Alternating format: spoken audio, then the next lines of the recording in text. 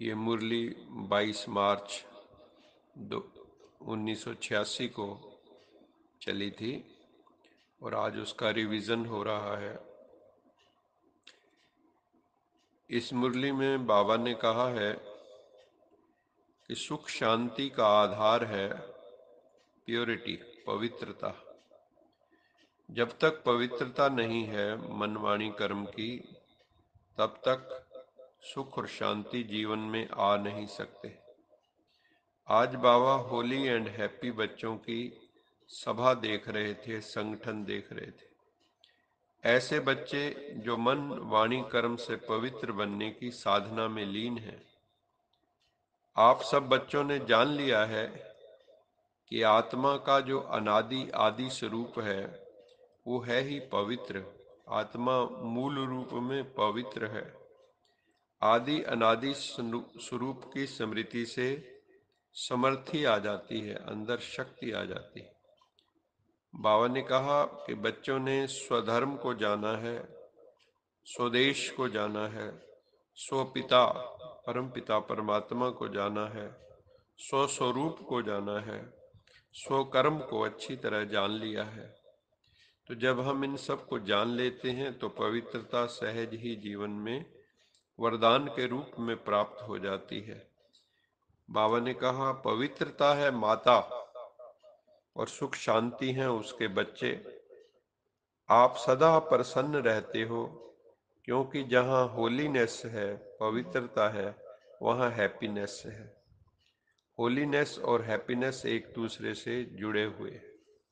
Holi souls के सिर के पीछे भी पवित्रता का ताज, क्राउन ऑफ प्योरिटी दिखाते हैं लाइट के रूप में। तो जो भी होली सोल्स होती हैं, जैसे आप गुरु नानक देव जी का चित्र देखिए, उनके सिर के पीछे एक प्रभा मंडल होगा। ये प्रभा मंडल पवित्रता का प्रतीक। महापुरुषों के सिर पे श्री राम जी, श्री कृष्ण जी, शंकर जी, सबके सिर के पीछे लाइट का क्राउन दिखाते हैं। आज की दुनिया में जो सुख है, बाबा ने कहा वो दुख मिश्रित सुख है।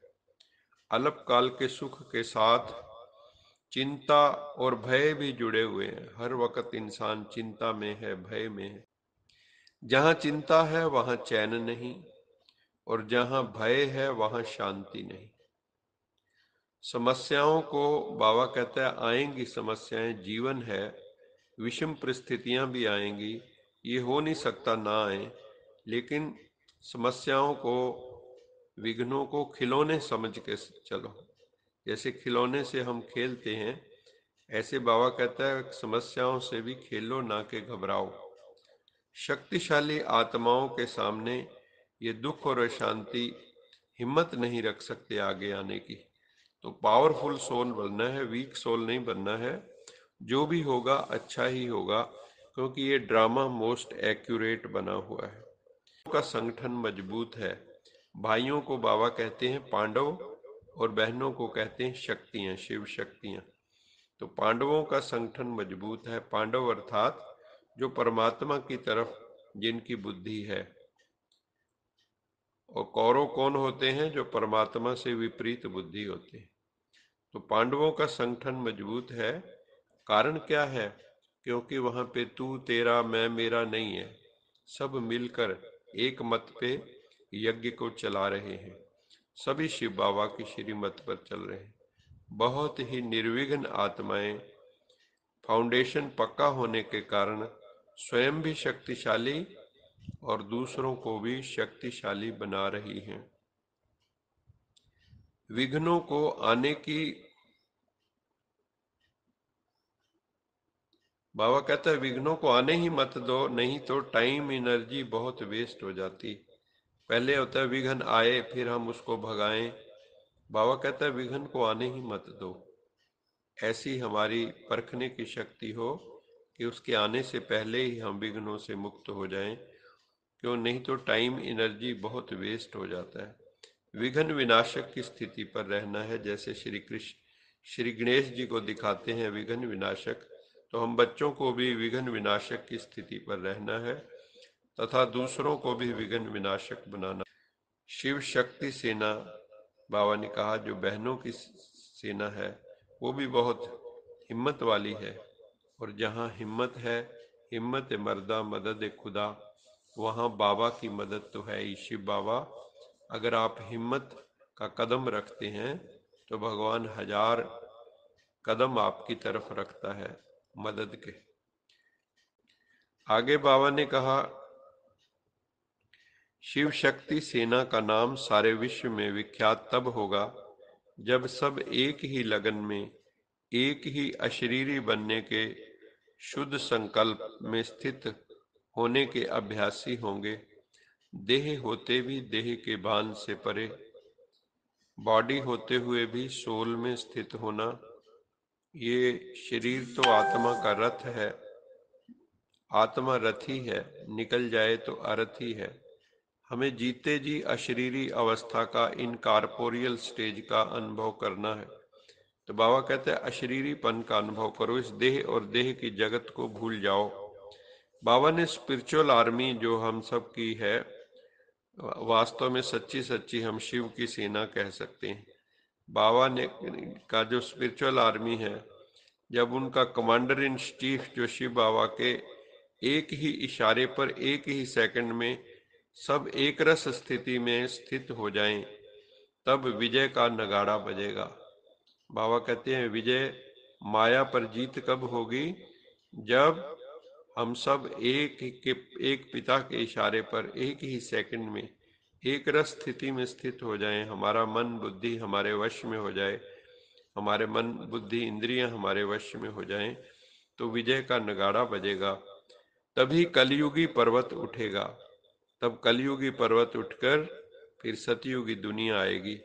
हरेक को देह अभिमान के संस्कार समाप्त करने हैं। ये बहुत इम्पोर्टेंट है, क्योंकि हम हर वक्त बॉडी कॉन्शियस में जीते हैं, शरीर का ही भान है। सिर्फ मृत्यु के समय ही लोगों को आत्मा याद आती है, वरना सारी जिंदगी आत्मा कहाँ याद आती है। रूह और जिस्म का रिश्ता भी क्या अजीब रिश्ता है। उम्र भर साथ रहे मगर तारुफ न हुआ। रूह और जिस्म का रिश्ता भी क्या अजीब रिश्ता, अजब रिश्ता है ये। सारी जिंदगी साथ रहते हैं, लेकिन हम आत्मा को भूले हुए रहते हैं। तो बाबा ने कहा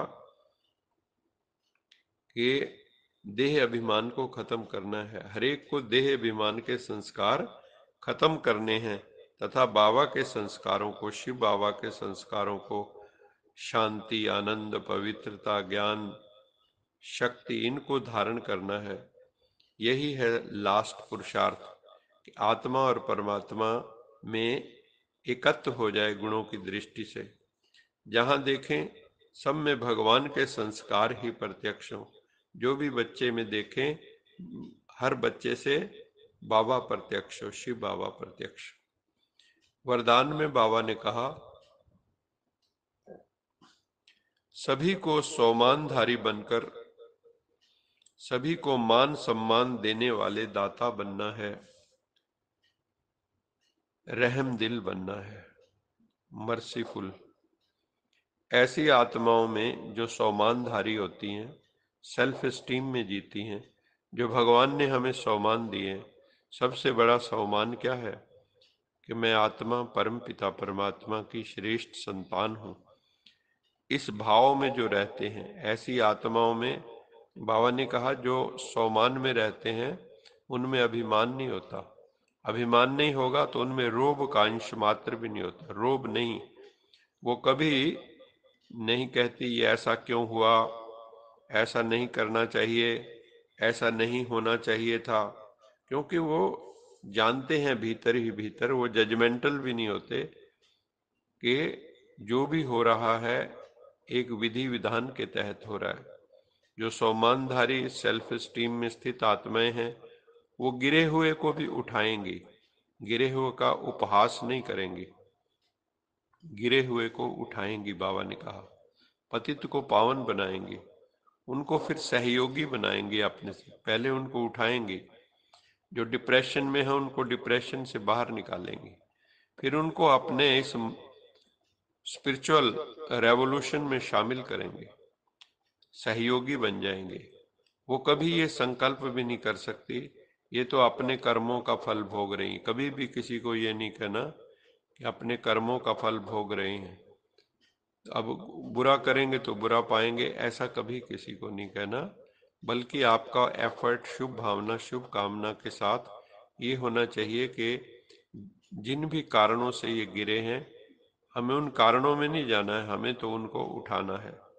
तो बाबा कहते हैं ऐसे संकल्प आप बच्चों को नहीं करने चाहिए कि ये करेंगे तो जरूर पाएंगे, तो फिर गिरेंगे ही, कभी नहीं सोचो, बल्कि उनको सबको उठाना है, गिरे हुए को उठाना है और उनको सहयोगी बनाना है ईश्वरीय कार्य में।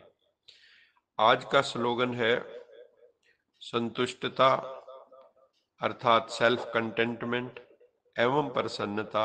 हैप्पीनेस की विशेषता ही है, अगर जिसमें ये दो चीजें होंगी, संतुष्टता एवं प्रसन्नता, वो उड़ती कला का अनुभव करेंगे।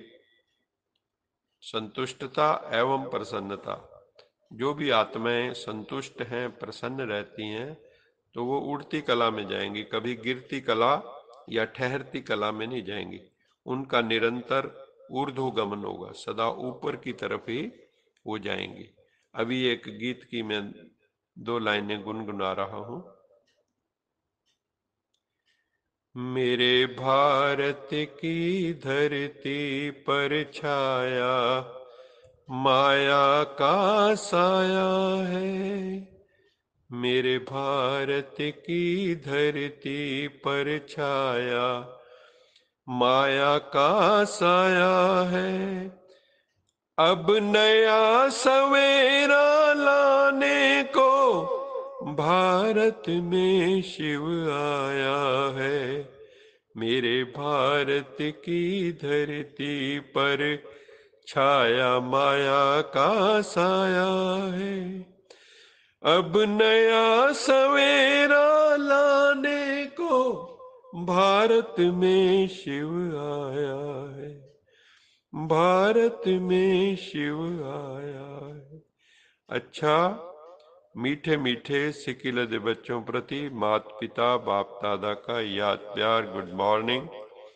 रूहानी बाप की रूहानी बच्चों को नमस्ते। हम रूहानी बच्चों की रूहानी माता पिता बाप दादा को याद प्यार गुड गुड मॉर्निंग मॉर्निंग और और नमस्ते। नमस्ते। सदा रहो हंसते कहीं नहीं, फंसते बन जाओ फरिश्ते बांध लो अपने, बसते चलो प्रभु के रास्ते। वाहिगुरु जी का खालसा खालसा वाहिगुरु वाहिगुरु जी जी की की फतेह। फतेह। बोल बोल साचे साचे दरबार दरबार की की जय। जय।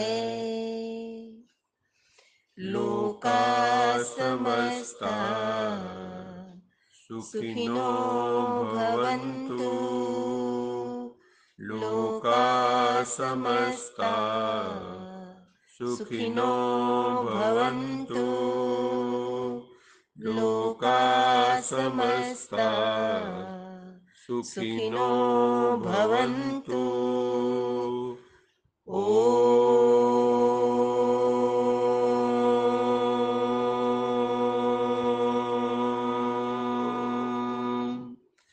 शांति शांति शांति।